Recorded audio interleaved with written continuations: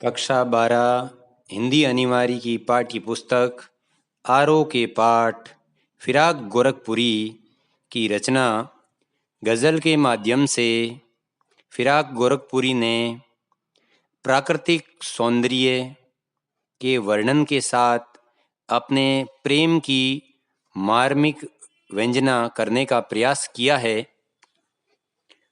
गोरस गूंचे पंखुड़ियाँ की नाजुक गिरे खोले है, या उड़ जाने को रंगो बू गुलशन में पर तोले है। नौरस 9 तरह के रंग, गूंजे कली, गिरहें बंधन। कवि कहते हैं कि बसंत ऋतु के आगमन के कारण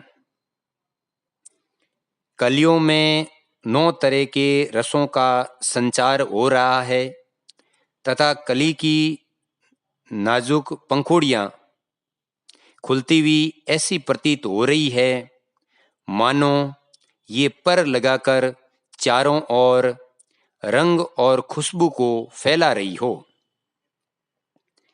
तारे आंखें झपकावे है, जर्रा जर्रा सोए है, तुम भी सुनो ओ यारों, सब में सन्नाटे कुछ बोले हैं।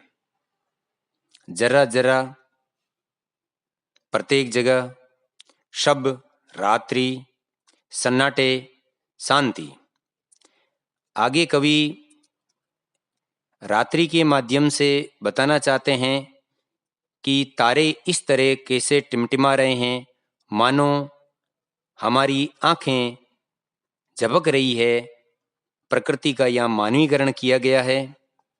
जरा जरा प्रत्येक स्थान सोया हुआ है, शांत है, परंतु कवि को अपनी प्रियतमा याद आ रही है और उसकी याद के कारण उन्हें ऐसा प्रतीत हो रहा है कि सन्नाटे में भी उन्हें उसकी अनुभूति होती है। हम हो या किस्मत हो, हमारी दोनों को एक ही काम मिला। किस्मत हमको रो लेवे, हम किस्मत को रो लेवे।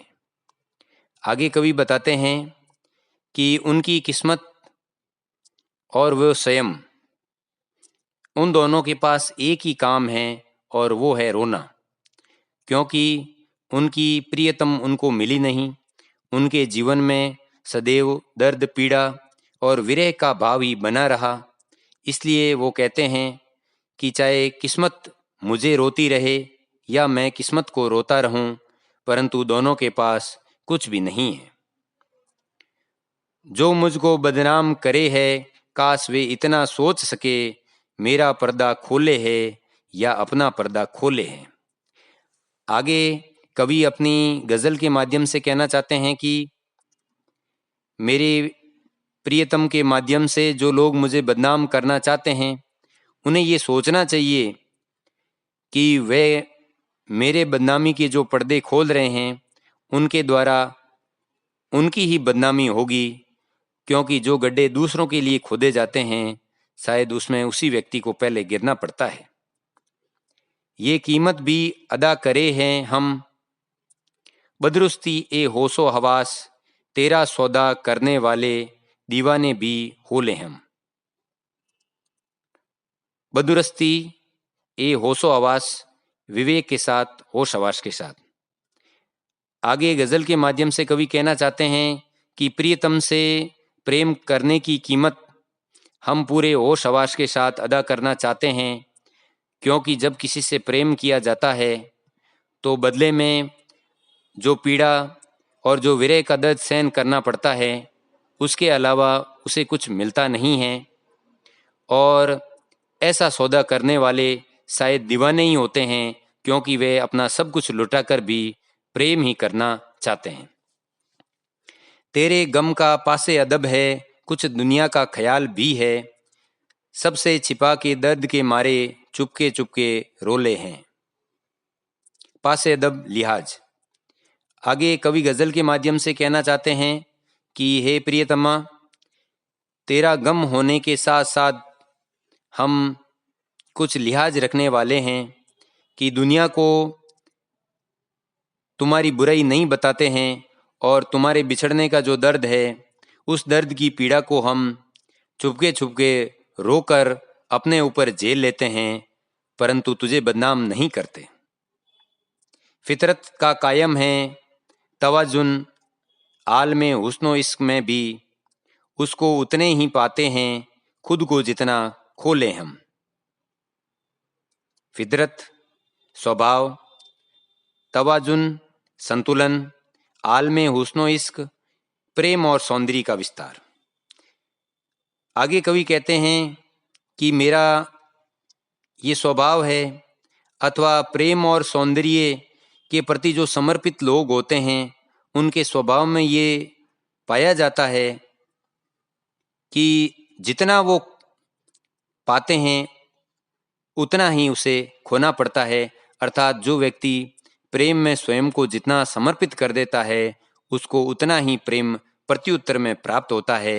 अर्थात प्रेम एक ऐसा सौदा है जिसमें व्यक्ति को खोकर ही कुछ मिलता है। आबोताब अस आर न पूछो तुम भी आंखें रखो हो, ये जगमग बैंतों की दमक है या मेरे मोती रोले हैं। आगे गज़ल के माध्यम से कवि ये कहना चाहते हैं आबोताब जो ये चमक दमक है इनके लिए आंखें रखो, अर्थात गहराई के साथ इसे अनुभव करो। बैंतों शेर, मोती रोले मोती जैसे आंसू। मेरी गज़ल में जो चमक दमक दिखाई दे रही है इसे यदि आप गहराई की आंखों से अनुभव करोगे तो आपको पता चलेगा कि जीवन में मैंने जो दर्द और दुख सहा है और मेरे आंखों के आंसू रूपी मोतियों को मैंने जितना झलकाया है उतने ही मेरे शेर और गज़ल उम्दा किस्म के हुए हैं। ये चमक दमक आसानी से प्राप्त नहीं हुई है। ऐसे में तू याद आए हैं अंजुमने मैं रिंदों को, रात गए गर्दू पे फरिश्ते बाबे गुने जग खोले हैं। अंजुमने मैं शराब की महफिल, रिंदों को शराबियों को, गुर्दे आकाश, फरिश्ते देवदूत, बाबे गुनाह पाप का अध्याय।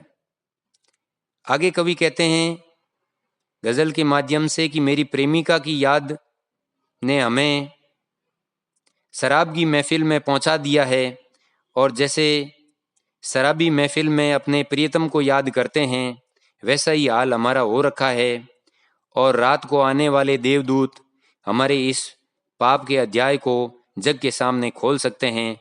अर्थात हमने प्रेम के लिए सब कुछ न्यौछावर कर दिया है। सदके फिराक एजाजे सुकन के कैसे उड़ा ली ये आवाज़, इन गज़लों के पर्दों में तो मीर की गज़लें बोले हैं। सदके कुर्बान एजाजे सुकन बेहतरीन काव्य, पर्दे चरण। आगे कवि बताते हैं कि ये फिराक गोरखपुरी की जो गज़ल है वो एजाजे सुकन है, अर्थात बेहतरीन काव्य बना है और इसमें जो आवाज़ है, जो मर्म है और गज़लों के जो चरण हैं उनका इतना श्रेष्ठ और अनुपम प्रयोग हुआ है कि लोगों को लगता है कि ये फिराक गोरखपुरी की गज़लें न होकर मीर की गज़लें हैं।